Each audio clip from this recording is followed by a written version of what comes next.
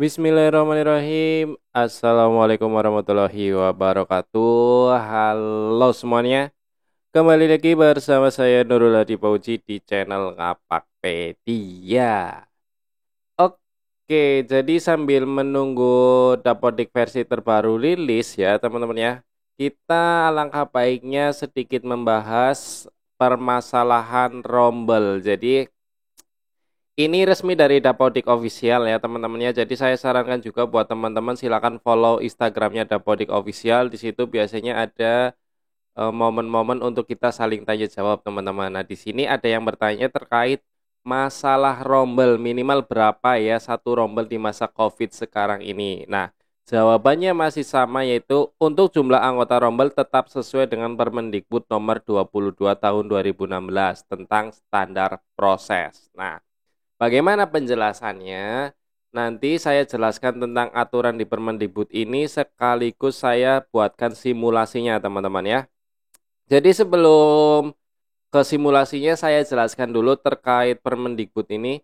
Jadi Permendikbud nomor 22 membahas tentang standar proses dalam pendidikan ya teman-teman ya, dalam satuan pendidikan. Nah, di halaman ke-12-nya itu ada dua poin, yaitu poin pertama untuk alokasi waktu pembelajaran dan yang kedua adalah rombongan belajar. Ya, yang pertama untuk alokasi waktunya untuk SD 35 menit, SMP 40 menit, SMA SMK 45 menit. Nah, di bagian inilah yang akan kita jelaskan terkait jumlah rombelnya, jumlah rombel dan jumlah anggota rombel.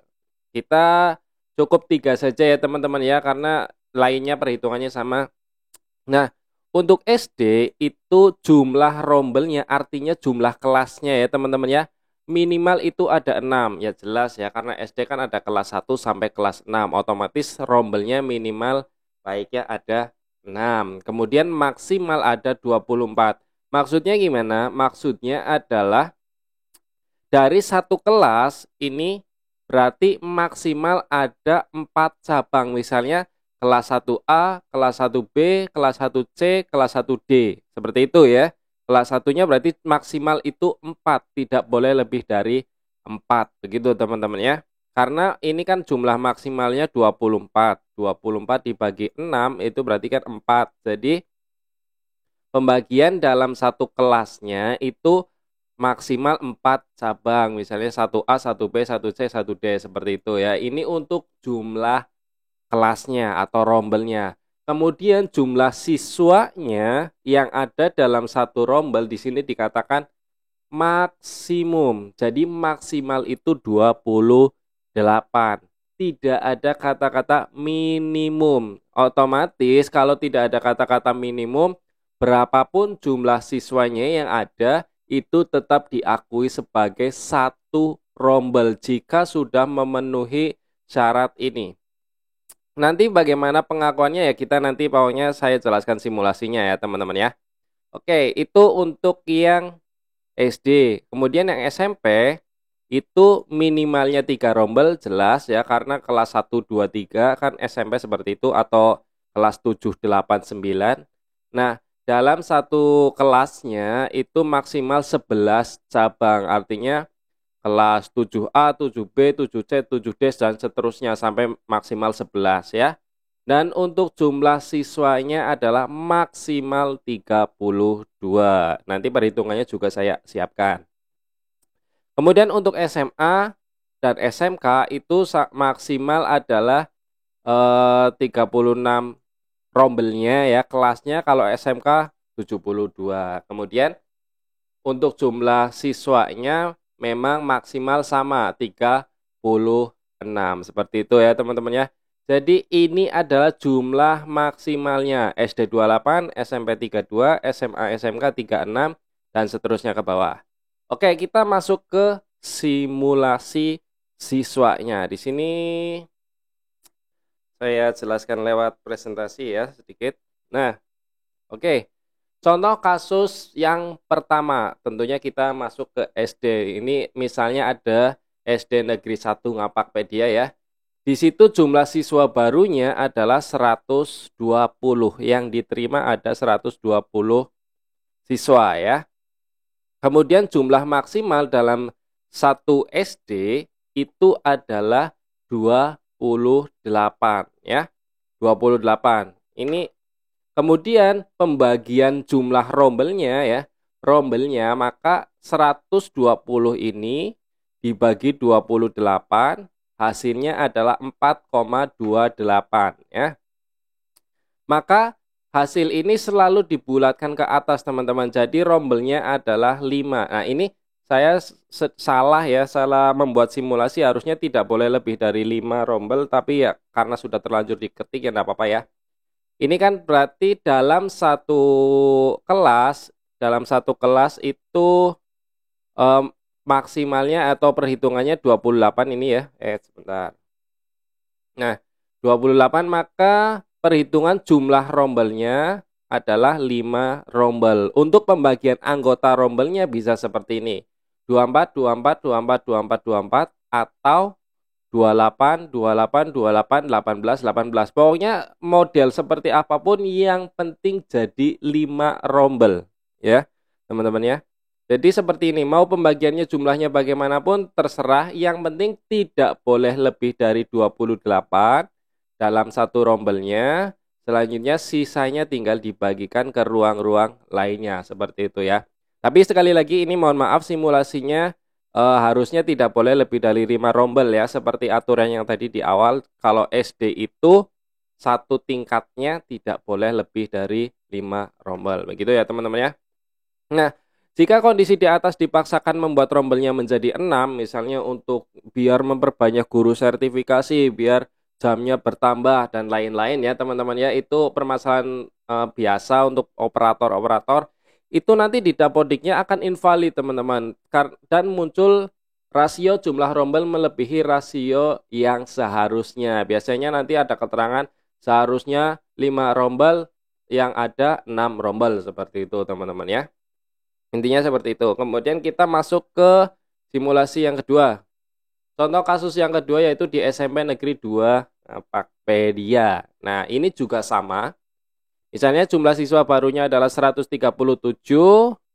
dan jumlah maksimal menurut Permendikbud nomor 22 tahun 2016 adalah 32 ya. Otomatis perhitungan rombelnya adalah 137 dibagi 32 hasilnya 4,28.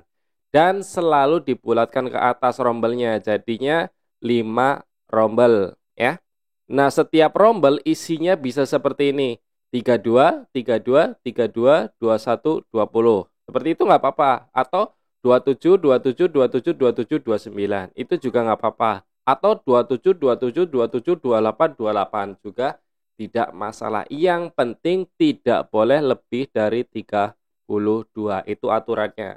Dan kasus ini juga sama, jika dipaksakan menjadi 6 rombel, maka di dapodik akan muncul kasus rasio jumlah rombel melebihi rasio yang seharusnya. Seperti itu teman-teman.